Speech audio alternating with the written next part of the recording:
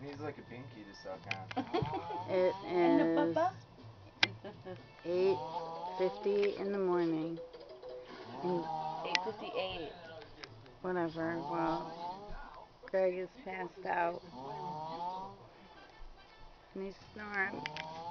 He's at the sawmill.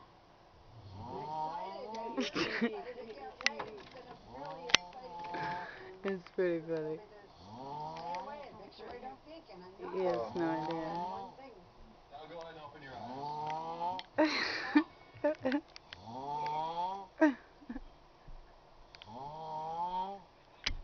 He's struggling for that air.